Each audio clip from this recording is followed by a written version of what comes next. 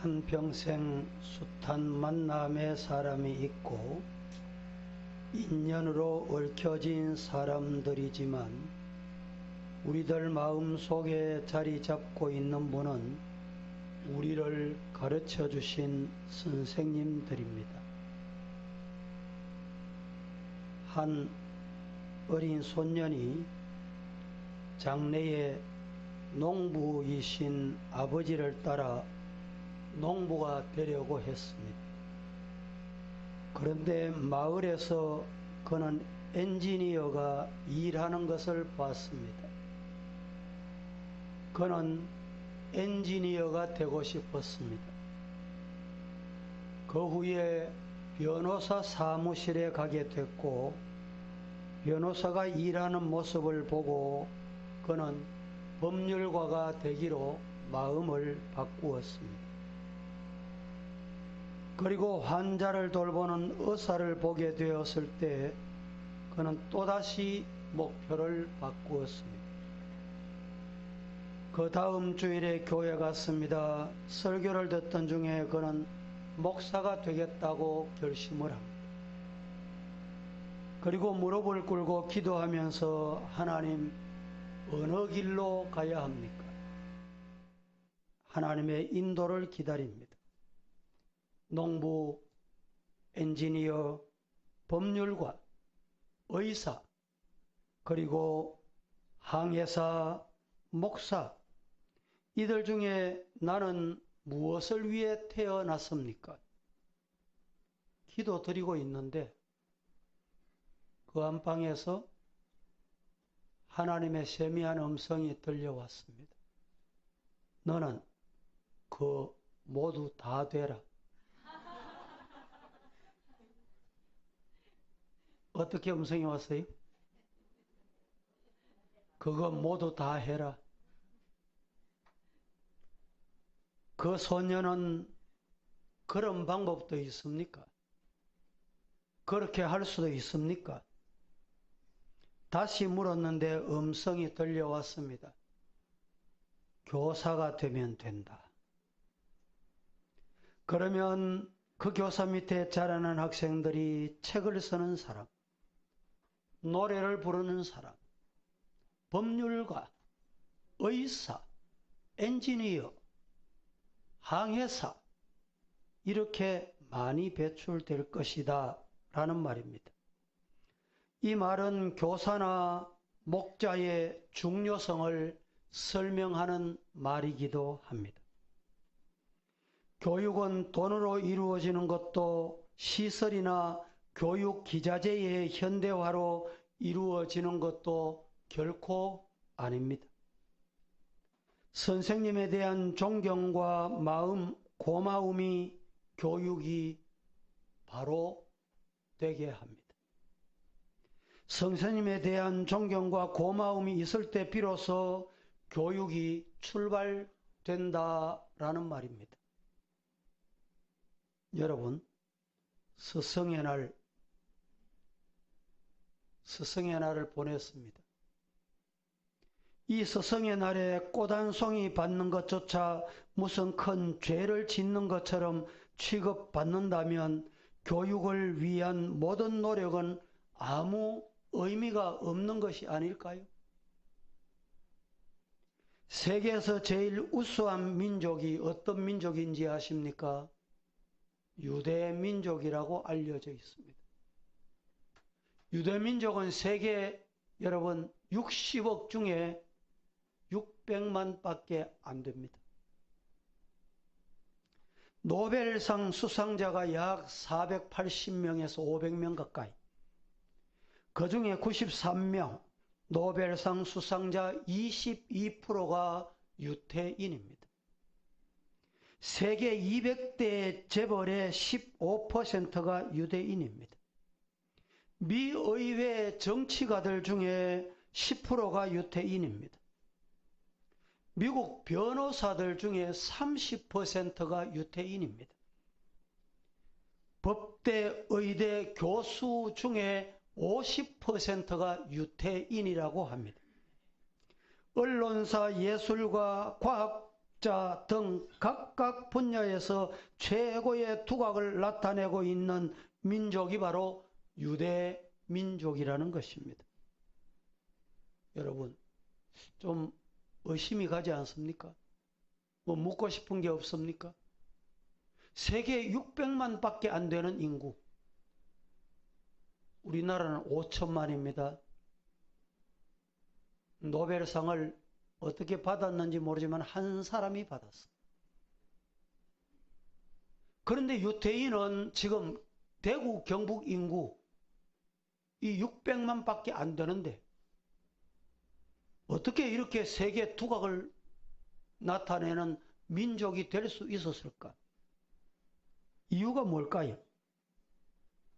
그 대답은 한마디로 그들의 교육에 있다. 그러면 유대인들의 교육 시스템 가운데 어떤 요소가 그들의 후손들을 세계 어느 종족과도 비교할 수 없는 두각을 나타내는 존재가 되게 했을까? 선생님의 한마디 말이 그대로 받아들여지고 그 말씀에 따라 모든 것이 결정된다라는 사실입니다. 오늘 일부 예배 때 제가 드린 말씀이 있습니다. 가정은 가장 좋은 학교요. 부모는 가장 좋은 선생님이다. 시작.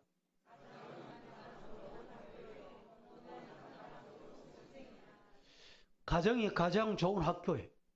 부모는 가장 좋은 선생님입니다. 그런데 오늘 우리나라는 어떻게 됐습니까? 교육은 학교에서 받는 거예요. 교육은 학원에 가. 돈 주면 돼. 그래서 집에서는 밥 해주는 아줌마가 되고 돈 주는 아저씨가 돼버렸어. 부모가. 선생님이 없습니다. 그래서 세대 갈등이 여기서 나는 거예요. 엄마는 모르면 가만히 있어.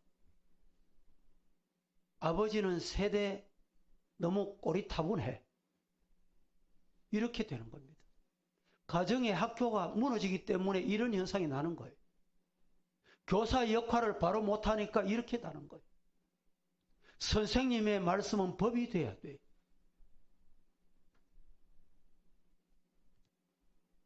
유대인을 각 분야에서 세계 최고의 두각을 나타내는 민족으로 키운 힘이 바로 선생님의 말씀에 있습니다. 즉 교육을 가장 소중하게 생각하고 교육의 주체인 선생님을 가장 존경하는 민족, 그런 사회 풍토가 유대인을 가장 강인한 민족으로 다방면에 걸쳐서 세계 최고 두각을 나타내는 민족으로 키우게 되는 원동력이 됐다. 이런 말입니다. 우리 교회도 보면 연세가 많아도 제가 잘 몰라도 뭐 저분은 사회 학벌은 별로 없는데 이런 사람. 그런데도 예의가 아주 바른 사람이 있어요. 그 가정은 보면 자식이 하나님이 책임지고 잘 되고 중요한 말씀입니다.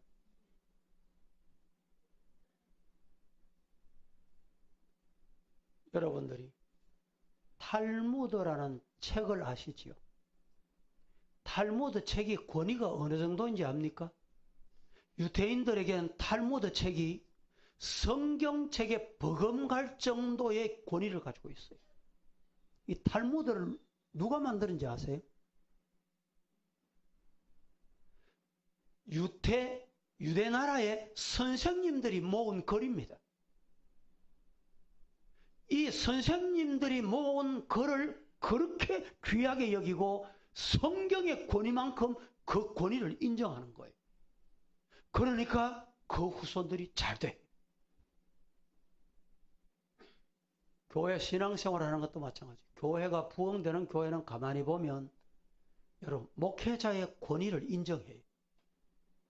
설교를 하나님의 말씀으로 받고 내게 주신 양식으로 잘 받습니다. 믿습니까? 그래서 저는 이 시간에 참 스승에 대해서 말씀드리려고 하는데 첫째로 참 스승은 예수님입니다. 시작. 본문 보겠습니다. 12절, 13절 시작. 내가 그들과 함께 있을 때에 내게 주신 아버지의 이름으로 그들을 보존하게 지키었나이다. 그 중에 하나도 멸망하지 않고 다만 멸망의 자식뿐이오니 이는 성경을 응하게 함이니이다. 지금 내가 아버지께로 가오니 내가 세상에서 이 말을 하옵는 것은 따라 하십시다. 너희가 나를 선생이라. 그리고 또 주다. 세상적인 성공 기준에 보면 예수님은 실패자입니다. 세상적인 인간적인 기준으로 보면 예수님은 실패자예요. 탄생부터 귀족의 가문에서 안 태어나셨어요. 학문 있는 가정에서 안 태어났어요. 그의 부모는 목공이었어요. 목수합니다. 요사이는 목수 기술자가 인정을 받습니다. 우리나라도 과거에 목수는 노동자로 취급을 받고 인격을 대접받지 못했습니다. 예수님 당시에는 얼마나 더 했겠습니까? 세상적인 방법으로 보면 예수님은 유명해질 수 있는 방법이 갖추어지지 않았습니다. 예수님은 이 땅에서 교육을 받은 적이 없습니다. 초등학교 문턱에도 가시지 않았습니다. 예루살렘 본바탕에 신학도 공부하지 않으셨어요. 아무도 논문 쓰는 법을 가르쳐주지 않았습니다. 여러분, 박사학위 받는 거 그리 쉬운 게 아닙니다. 저도 논문 쓸 때 논문 쓰는 방법만 한 학기를, 요사이는 갑질이라는 말을 쓰지요. 그때는 논문 지도하는 교수가 갑질하는 것도 몰랐어요. 논문 쓰는 게 그리 쉬운 게 아닙니다. 예수님은 논문 쓰는 법도 가르침 받은 적이 없습니다. 당시 교육에 전혀 혜택을 받지 못하셨습니다. 그러나 예수님에게 배운 사람마다 완전한 변화와 놀라운 행복을 체험했습니다. 믿습니까? 성질이 아주 급한 베드로를 교회 반석으로 세우셨습니다. 우레의 아들 요한을 사랑하는 사도로 만드셨습니다. 예수님에게 영향을 받은 사람들은 후에 그분에 대하여 거대한 분량의 책을 기록하게 되는데 그것이 성경책입니다. 예수님은 우리 인생의 유일한 참된 참 스승이십니다. 얼마나 많은 인생에게 얼마나 많은 교훈과 변화와 은혜를 주셨는지 말로 입으로 다 헤아릴 수가 없습니다. 너희가 나를 선생이라 또는 주라 하니 따라 하십시다. 너희 말이 옳도다. 너희 말이 옳도다. 내가 그러하다. 예수님이 참 스승이다 이 말입니다. 진정으로 예수님을 스승으로 모시는 성도가 되기를 예수님 이름으로 축복합니다. 사람으로 선생을 삼는다면 실망할 수밖에 없습니다. 물론 예수 닮은 선생이라면 실망하지 않고 진정으로 교육의 가치를 발견할 수 있을 것입니다. 오늘 목회자나 교사는 참 스승이신 예수님을 닮아야 하고 오늘 우리 성도들도 참 스승이신 예수님 닮으시기를 예수님 이름으로 축복합니다. 우리 선생님은 참으로 권위가 있어야 합니다. 마가복음 1장 21절은 이렇게 말씀합니다. 시작. 그들이 가버나움에 들어가니라. 예수께서 곧 안식일에 회당에 들어가 가르치시매 예수님께서 안식일에 회당에 들어가 어떻게 하셨어요? 가르치셨다.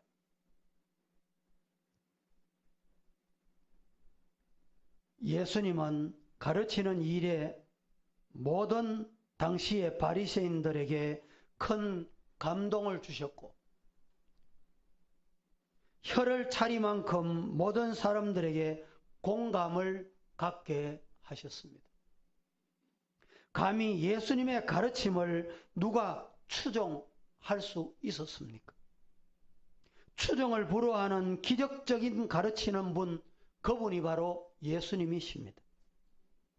비단 말씀으로도 잘 하시지만 실제적으로도 말한 대로 하나가 되는 기적을 이루신 분이 바로 예수님이셨습니다. 기적을 행하시면서 신령한 영적 교훈을 주어 가르치시는 그분이 바로 우리 예수님이셨습니다.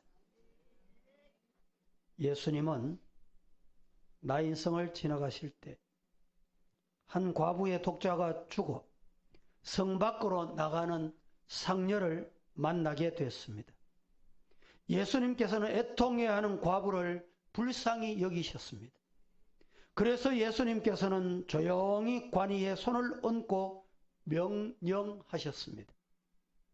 이 사건을 통해 주님의 가르치시고자 하시던 사건은 다름 아닌 죽은 자 가운데 인간은 부활의 음령 중에 교훈하시고 있었음을 믿으시기를 축복합니다. 요한복음 11장 25절 26절은 이렇게 말합니다. 시작. 예수께서 이르시되 나는 부활이요 생명이니 나를 믿는 자는 죽어도 살겠고 무릇 살아서 나를 믿는 자는 영원히 죽지 아니하리니 이것을 네가 믿느냐. 예수님은 부활을 가르치셨는데 입으로만 말로만 가르치신 것이 아니고 실제 부활하셨습니다. 예수님의 부활이 저와 여러분의 부활이 될 줄로 믿으시기를 축복합니다. 예수님은 나인성뿐만 아니라 여러분 우리도 살리신다. 믿으시기를 축복합니다. 부활 후 성철하신 다음에도 베드로가 성전 미문에 앉아있는 안전뱅이에게 이렇게 말합니다. 내게 은과 금은 없거니와 내게 있는 것으로 네게 주노니 곧 나사렛 예수 그리스도의 이름으로 걸어라. 예수님의 말씀, 교훈에는 무한한 권세가 담겨 있습니다. 이 영적인 교훈과 가르침은 다른 이로서는 구원 얻을 수 없나니 천하 인간의 구원 얻을 만한 다른 이름을 우리에게 주신 일이 없음이니라. 할렐루야. 요한복음 14장 6절은 이렇게 말합니다. 시작. 예수께서 이르시되 내가 곧 길이요 진리요 생명이니 나로 말미암지 않고는 아버지께로 올 자가 없느니라. 내가 곧 길이요 진리요 생명이니 라고 말씀하셨습니다. 예수님의 말씀은 길을 찾는 교훈이 아니라 그 길 자체이며 진리를 추구하는 교훈이 아니라 진리 그 자체이며 생명을 찾는 교훈이 아니라 생명 그 자체이십니다. 그렇기 때문에 이 세상에 어떤 것보다 권세가 있는 교훈입니다. 이 말씀을 순종하는 자에게 하나님의 권세를 주실 것입니다. 믿으시기를 축복합니다. 우리나라 초대교회 때 예수 믿은 사람들이 그리 많지 않았던 사실은 기독교 역사를 통해서 압니다. 그런데 그 사회에 미친 영향은 지금보다도 오히려 더 강했습니다. 민족의 지도자 조만식 장로님 같은 분이 나왔습니다. 사회적으로 큰 무리를 일으키며 화두가 되었던 김익두 목사님이 변하여 목사님이 됐다는 것 우리는 알고 있습니다. 앞서간 주기철 목사님 같은 경우는 사랑의 원자 폭탄이라고 할 만큼 우리에게 참 스승의 상을 보여주셨습니다. 어떻게 그렇게 됐을까? 그분들이 어떻게 이렇게 변화될 수 있었을까요? 그분들은 그의 선생님이신 주님께 배운 사실입니다. 누구에게 배웠다고요? 예수님, 참스승 되시는 예수님께 바로 배운 사람이었던 것입니다. 제자를 보면 스승을 알 수 있다는 말이 있습니다. 그렇습니다. 우리나라 초대교회 당시 신자라고 하면 사람들이 저 사람은 믿을 만해. 저 사람은 신실한 사람이에요. 이게 기독교의 여러분 대명사였습니다. 근데 요사이는 어떻습니까? 요즘은 어떻습니까? 자기가 신자라고 외치는 사람은 많은데 사람에게 인정받을 행동, 인정받을 언어, 인정받을 가정 이루지 못함으로 인하여 교회 문을 가로막는 현실이 되고 있지는 않습니까? 여러분, 참 스승이신 예수님의 말씀을 온전히 순종할 수 있기를 축복합니다. 입술로는 예수님의 제자라고 하지만 실제로는 삶에 있어서 제자가 아니라 내가 스승이, 내가 주인이, 내가 최고요. 좀 죄송한 말입니다. 제자 훈련 많이 한 교회, 여러분, 제자 훈련 잘 받았으면 왜 문제가 생기고 왜 분쟁이 생깁니까? 제자 훈련 이런 앞세웠던 교회들이 다 지금 분쟁이 일어나요. 왜 그런지 압니까? 교육을 받을 때 예수님을 스승으로 모시지 않고 내가 저 자리에 가야지. 내가 저 스승이 돼야지. 이러니까 문제가 돼요.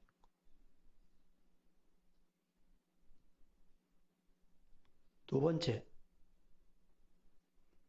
참 스승 예수님은 행동으로 가르치셨습니다. 참 스승이신 예수님은 어떻게 가르치셨어요?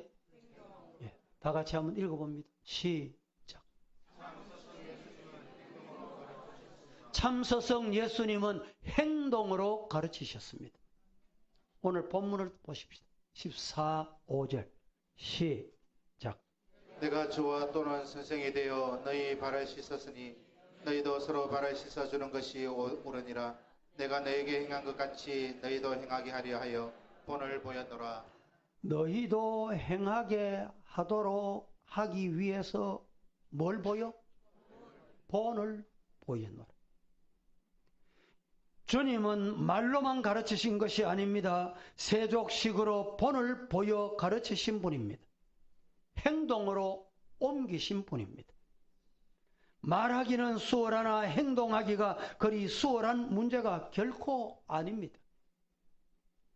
자신도 씻기 싫어하는 더러운 발을 주님은 제자들의 발을 씻겨주시면서 가르치셨습니다. 여러분, 세상은 쉽게 생각하면 돼요. 쉽게 사세요. 물어봅니다. 대야에 물을 떠와가지고 그 대야에 아들의 발을 먼저 담그고 발을 씻었다. 아니면 부인이 발을 담그고 씻었다. 그 물 가지고 세수하실 분 있습니까? 아이고, 발 담근 물에. 그런데 넓게 생각하시면 돼요. 어떻게? 여러분, 목욕탕 가시지요? 목욕탕 가시죠? 목욕탕 모릅니까? 목욕탕 가면 먼저 샤워를 하고 어디 갑니까? 탕에 가죠. 그 탕에 가면요, 발만 담굽니까? 아니, 다른 사람 발만 담궈요? 다 담궈. 근데 거기 내가 들어갔다서 세수해. 그렇죠? 아, 그 탕에 가서 세수합니까? 안 합니까?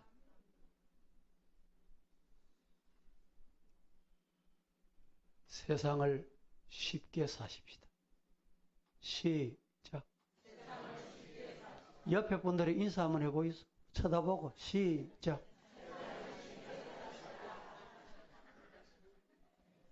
아이고, 네 발 담근 데가 내 세수하라 하나 이러지 말고.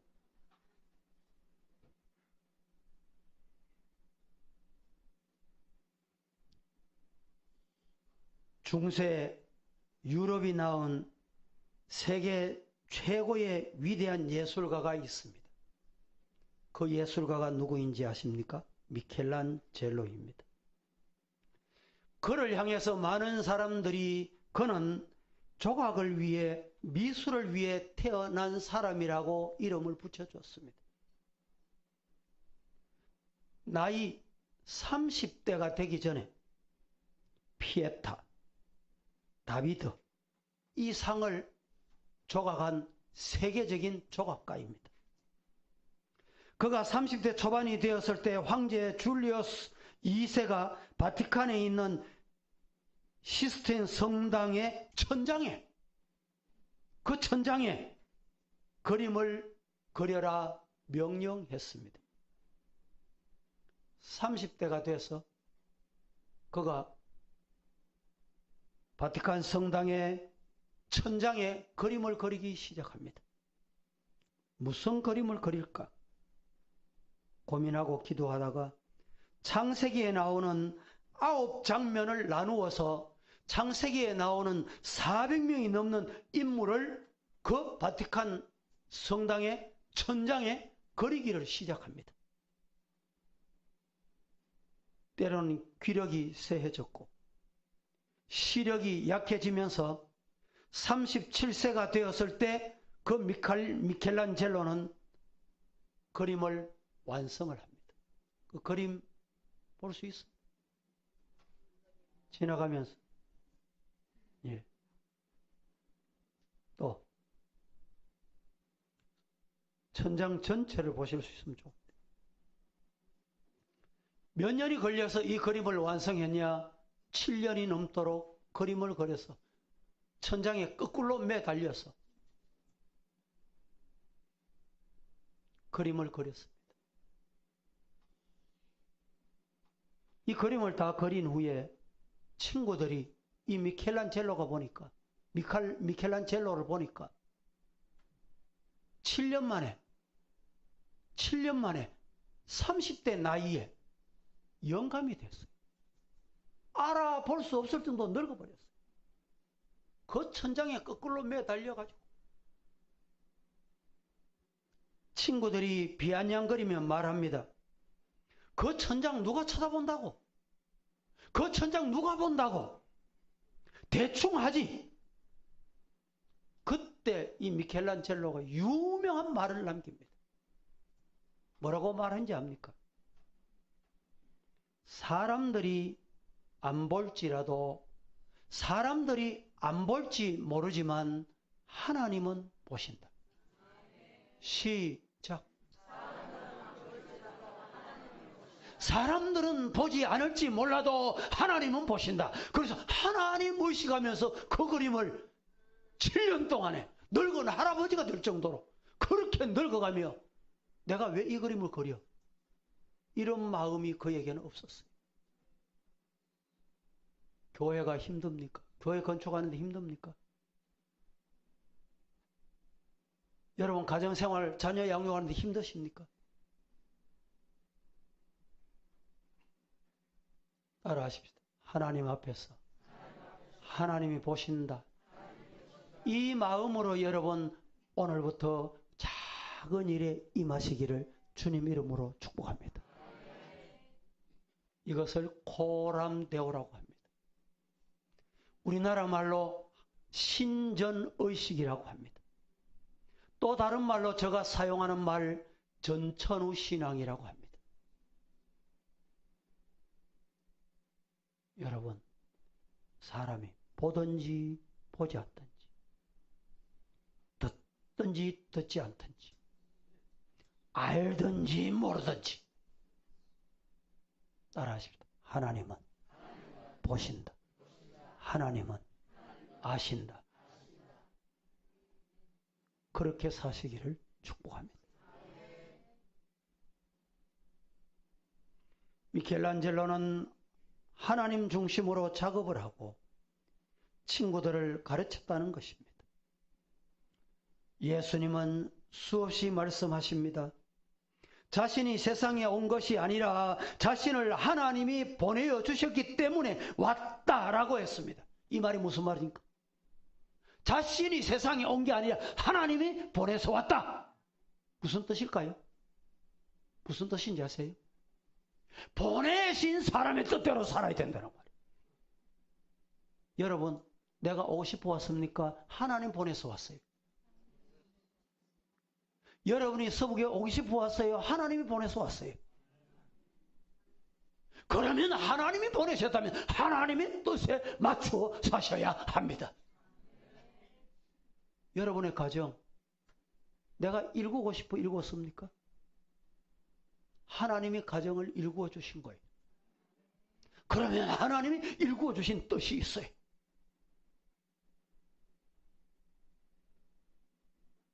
유대인들은 책과 가르침을 소중히 여긴 민족입니다. 길을 가다가 넘어져 책과 옷이 더럽혀지면 옷보다 책의 먼지를 먼저 터는 사람이 유태인입니다. 생활이 어려워서 집에 있는 물건을 팔아서 생활해야 된다면 그 먼 보석 땅을 팔아라. 그러나 마지막까지 팔지 않고 보관해야 될 것이 있다. 그게 뭐냐? 책이다. 책이다. 여러분, 우리 성도들은 다른 책을 다 못 봐도 성경책을 좀 보세요.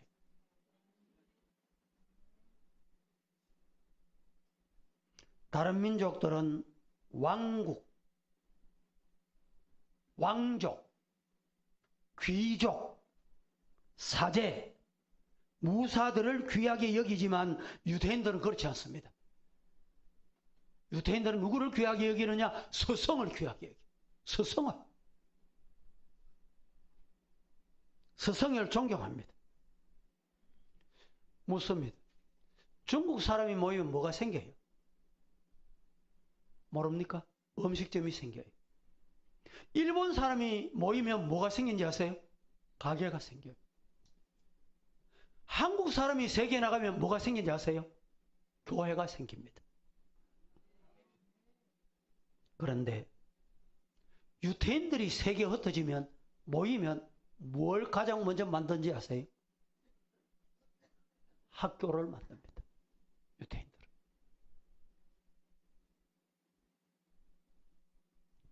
여러분, 유대인은 그 어느 민족보다도 랍비를 존중히 여겼습니다.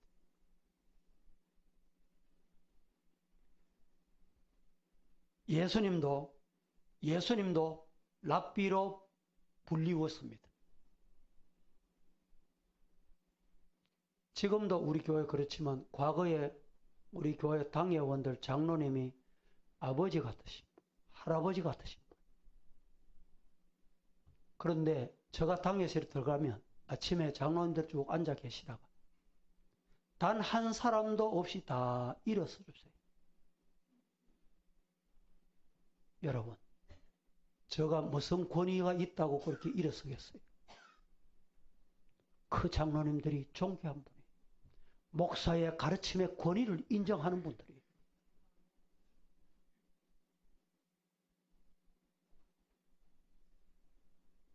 랍비라는 말은 위대한 분, 존경할 사람이라는 뜻을 가지고 있습니다.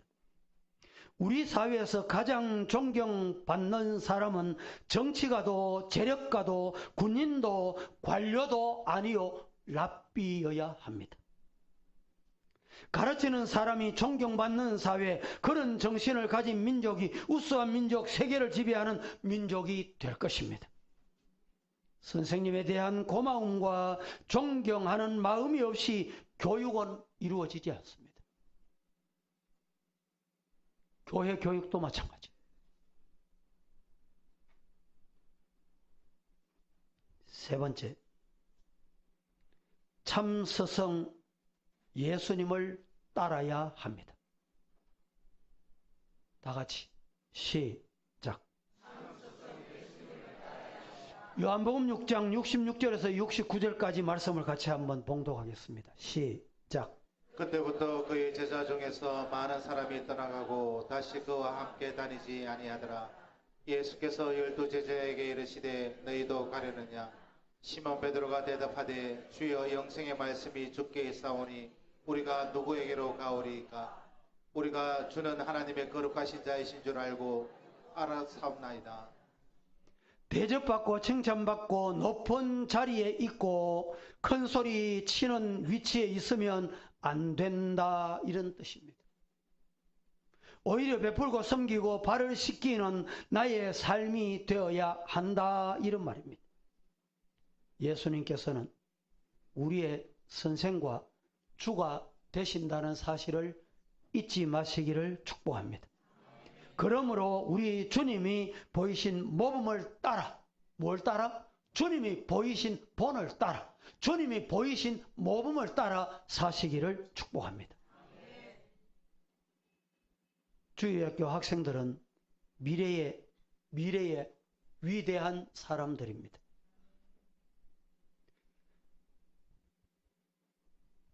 마을을 지키는 수백 년 된 상수리 나무 거목은 굴러다니는 작은 도토리 알 하나에서 시작된 것입니다. 교사의 자부심을 가지고 기도하며 열정을 품고 미래의 꿈을 이룰 수 있는 우리 교회가 되기를 축복합니다. 한 젊은이가 내가 좋은 선생이 되어야 되겠다 생각을 하고, 좋은 선생이 되려고 하면 좋은 스승을 만나야 된다 생각을 하고 좋은 스승을 찾아다니기 위해서 집을 나섰습니다. 도회지로, 바닷가로, 어촌으로, 산속으로, 벌판으로, 학교로 찾아다녔습니다.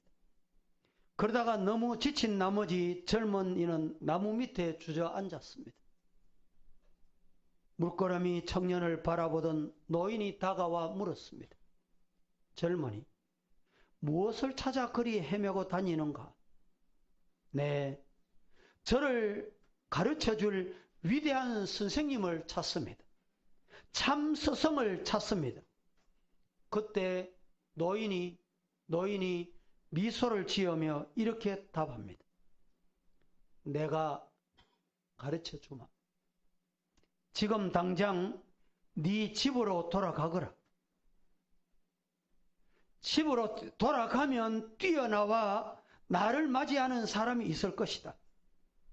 그가 바로 너의 위대한 스승이란다.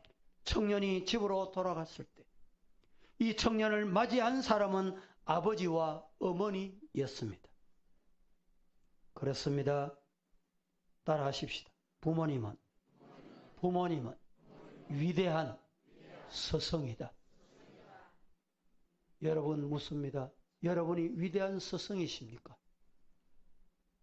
여러분의 자녀가 위대한 스승 부모님을 닮아가고 있습니다.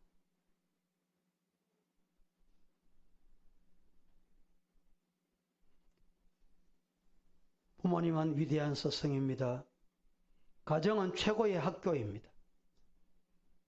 참 선생님은 멀리 있지 않고 우리 가정에 있습니다. 참 선생님은 학교에도 있고, 좀 잘하면 대학교 가면 대학교 교수님들도 우리의 선생님이 됩니다. 교회에서는 가르치는 주일학교 선생님도 있고 목사님도 선생님입니다.